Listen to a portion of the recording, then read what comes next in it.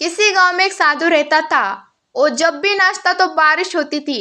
अंत गांव लोगों को जब भी बारिश की जरूरत होती थी तो वो लोग साधु के पास जाते और उनसे अनुरोध करते कि वो नाचे, और जब वो नाचने लगता है तो बारिश जरूर है।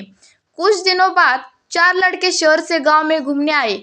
जब उन्हें बात मालूम हुई कि किसी साधु के नाचने से बारिश होती है तो उन्हें यकीन नहीं हुआ।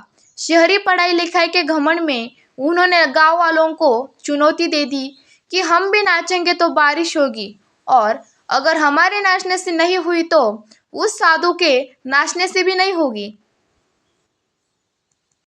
फिर क्या था, अगले दिन सुबह सुबह ही गांव वाले उन लड़कों को लेकर साधु की कुटिया पर पहुंचे। साधु को सारी बात बताई गई। फिर लड़कों ने नाचना शुरू किया। आधे घंटे बीते और पहला लड़का थक कर बैठ गया, पर बादल नहीं दिखे।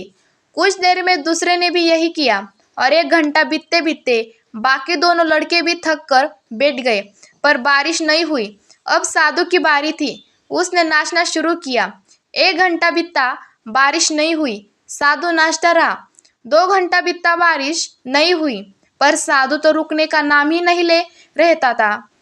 धीरे धीरे शाम ढलने लगी कि तभी बादलों की गड़गड़ाहट सुनाई दी और जोरों की बारिश होने लगी।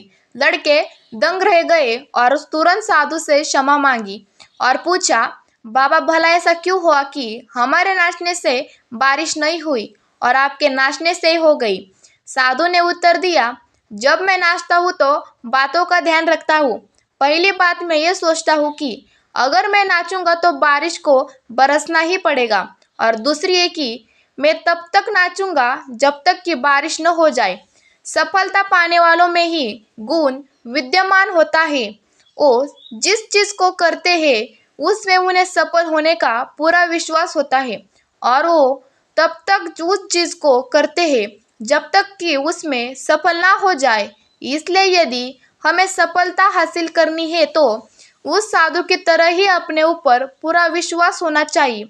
सीख, विश्वास जीवन की शक्ति है। जिन्हें विश्वास है वो विजयी होंगे।